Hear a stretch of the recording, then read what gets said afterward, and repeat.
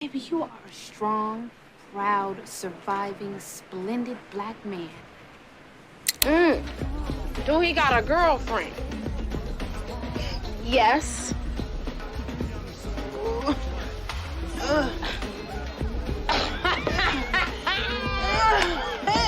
From her early days as Brenda on 227, Well, I sort of ran into him at the library, and he sort of asked me to go to the dance. And you agreed to go out with him? Well, sort of. to breaking hearts and winning Emmys in American crime, It's Terry LaCroix. Can we return? I need to speak with him. What's the best number? I need to speak with him now. to finally snatching that Oscar for If Beale Street Could Talk, What difference does it make how he gets here? The child ain't got nothing to do with that.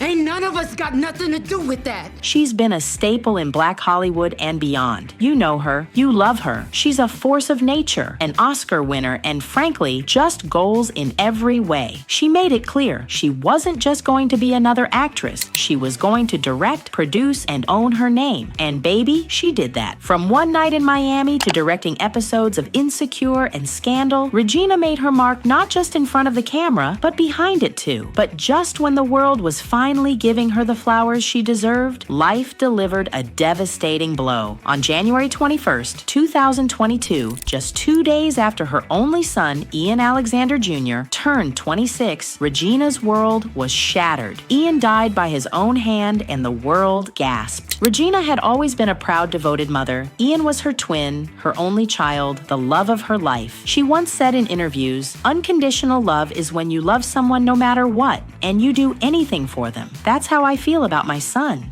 People expect it to look a certain way, and they expect it to look heavy, and people expect that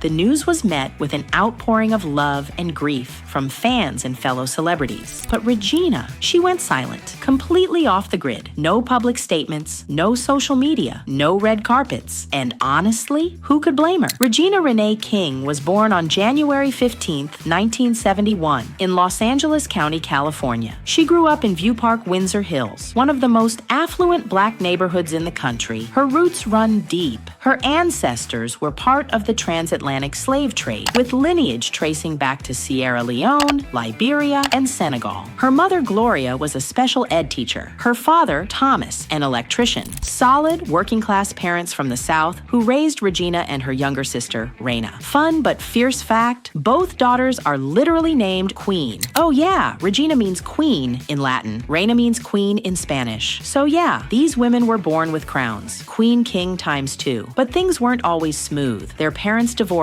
in 1979 when Regina was just 8 years old. Still, even as a kid, Regina had that spark. She graduated from Westchester High School in 1989, then dipped into USC for communications. But baby, Hollywood was calling, and thank God she picked up. Regina made her TV debut as Brenda on 227, the nosy but lovable teenager with the perfect side eye. How come I had to eat a TV dinner? Because, dear, I have something to talk over with your father, alone. I'm not getting a little brother or sister, am I? And from there, it was off to the races. We're talking Boys in the Hood, where she was that girl with the attitude and the bamboo earrings. Like to rush that. He go to Washington? Then, Poetic Justice, Let's go. Move. Damn, what's up, girl? hanging with Janet and Tupac like it was casual. Jerry Maguire, Oh, listen, this is what you're gonna do. This is what you're gonna do. You're gonna reject that shitty contract. You're gonna play out your existing shitty contract. And you're gonna go be a free agent next year. she was the real MVP. Don't argue with me. And Ray, listen, she played Ray Charles' mistress, Margie Hendricks, and Regina managed to act her face off with this man who was out here cheating and blind. Like girl, how a man gon' cheat when he can't even see the streets? Regina said, "Hold my wig, I got this." God, what? Because I'm not your precious bee? I'm not good enough to have this baby? You lay up in my bed every night. My bed. And gave us pain, strength, and a solo that had Ray wishing he could see who was yelling at him. Don't care if you do, 'cause it's understood. You ain't got no money, you just ain't no And then she turned around and voiced not one, but both of the Freeman boys on the Boondocks. Not on your life, Ruckus. Yeah, we ain't going for this shit. That's Huey and Riley. That's Range, y'all. Anime Range. Don't play with her. Fast forward a few awards later. Emmy, snatched. Oscar, collected. Golden Globe, polished and on the shelf. Directorial debut with One Night in Miami, iconic. The girl said, "Let me direct and make you cry." But just when it felt like Regina King was unstoppable, life hit her with the kind of pain that no award can ever prepare you for. In January 2022, just days after his 26th birthday, Regina's only child, Ian Alexander Jr., died by taking his own life. Let that sink in. The woman who gave us all that strength on screen suddenly had to summon a kind of strength off screen that no mother should ever need. Now, if you followed Regina over the years, you knew she and Ian were tight. That wasn't just her son. That was her best friend, her twin flame, her ride or die. My goal in life is to make her proud. I love you, E.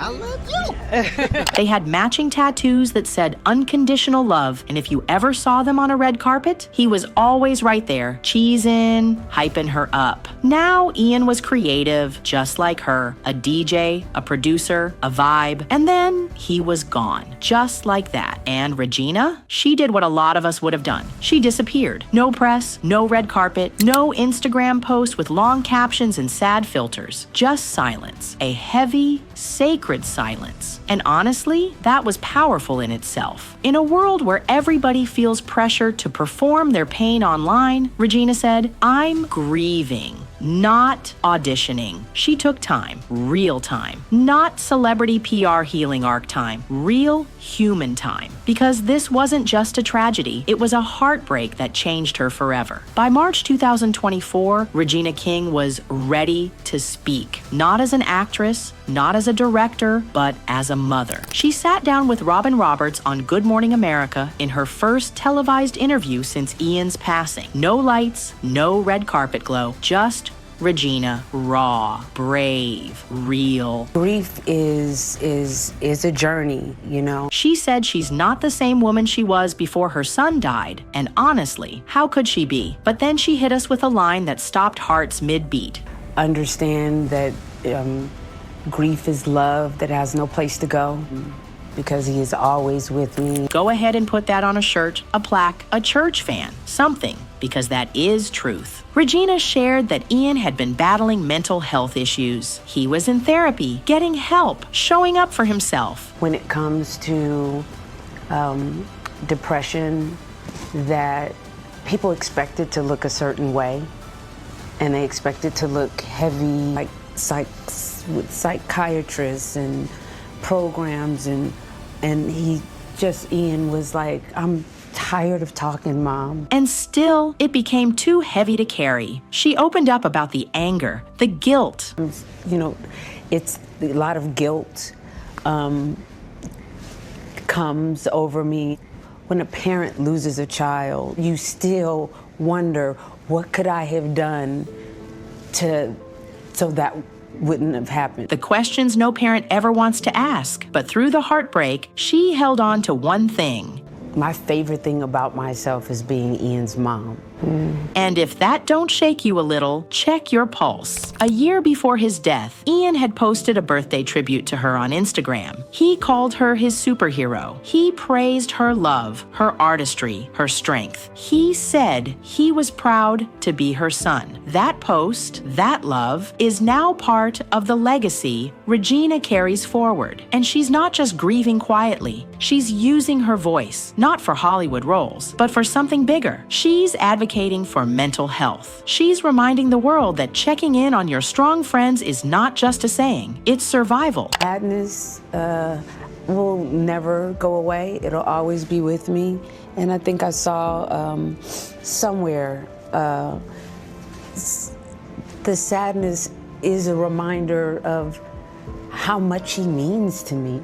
Because even queens cry, even queens break. But when they rise, they don't come back the same. They come back deeper, louder, stronger. Crown still on, a little tilted maybe, but still shining. In 2024, Regina King made her return with Shirley, a Netflix biopic about Shirley Chisholm, the first black woman elected to Congress and the first black woman to run for president. People didn't. That was the biggest reason for doing it. Like, so many people would say, no, I don't know who Shirley Chisholm is. And just, and black people, There were so many people who did not know who Shirley Chisholm is. That bugged us. When you set out to do something that no one else has done before, that's a lonely road to travel. So basically, another queen, playing a queen. We love a theme, but this wasn't just a role. This was a full circle, reclaim your power moment. I am the candidate of the people of America. Regina starred in it. She executive produced it. She even brought her real-life sister, Regina King, into the mix. And yes, if you remember from earlier, both their names literally mean queen.